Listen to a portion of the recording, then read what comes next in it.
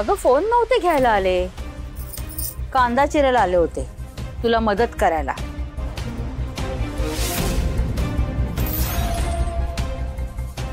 बघतेस काय अशी करपे ढवळ?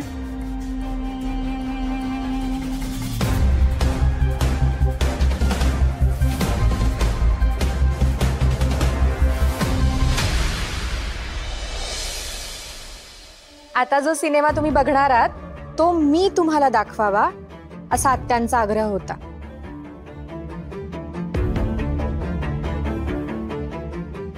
आता आत्यांचा आग्रह मी टाळू शकत नाही ना। आत्या, हे खास तुमच्यासाठी।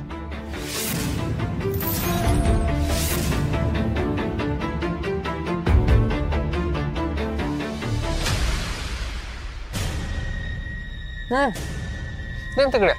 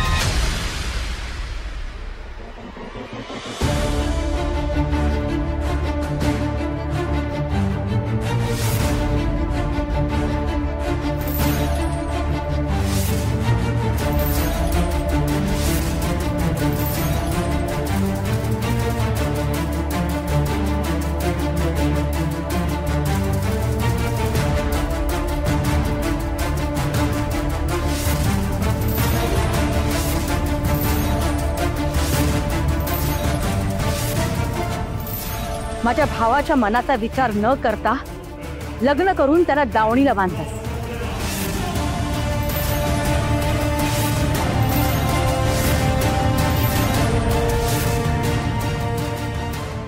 तुझ्यापेक्षा अत्यंत हुशार असूनही माझा भाऊ कायम नोकराच्या खुर्चीत बसला।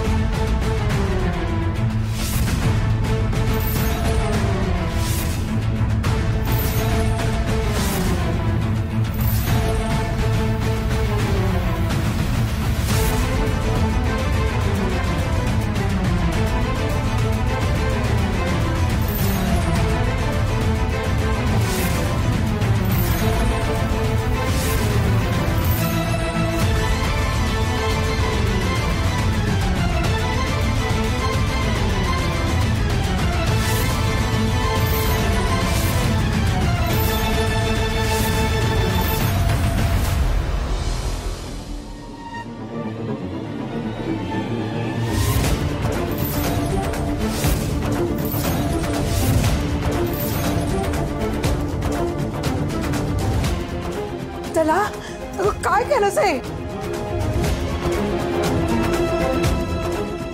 आत्या, मी म्हटलं नव्हतं का तुम्हाला 2 दिवसात मी घरच्यांसमोर सिद्ध करेन की तुम्हीच गुन्हेगार आहात, नाहीतर मी या घरातून निघून जाईन। आज सगळ्यांनी डोळ्यांनी पाहिलंय आणि कानांनी ऐकलंय।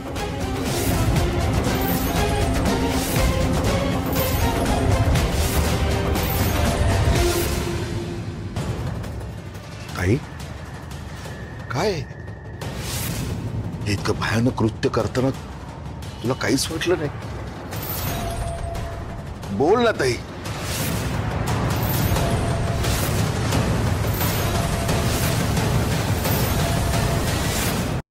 बाबा, हे जरी खरं वाटत नसलं ना तरी हेच सत्य आहे।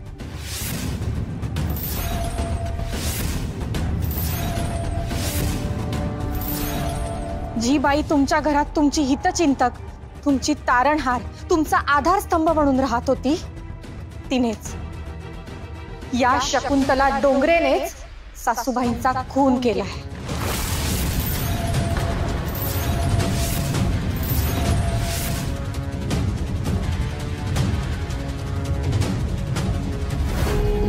आपलं दुर्दैव आहे हे. ताई का केलंस तू असं? ताई मी तुला काहीतरी विचारतोय, का केलंस तू हे सगळं? माझी मोठी बहीण ना तू. माझ्या बायकोचा खून करताना तुला काहीच वाटलं नाही?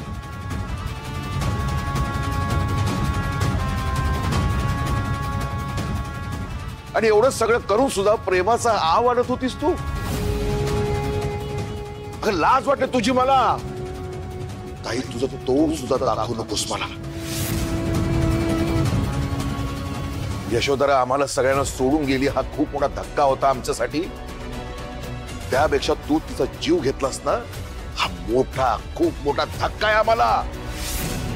आता चालतो इथून. अरे शकुंतला, अगं किती उलट्या काळजाची निघालीस तू. माझ्या लेकीचा जीव घेतलास, मारलंस तिला, आणि इथे खोटे अश्रू ढाळत बसलेस.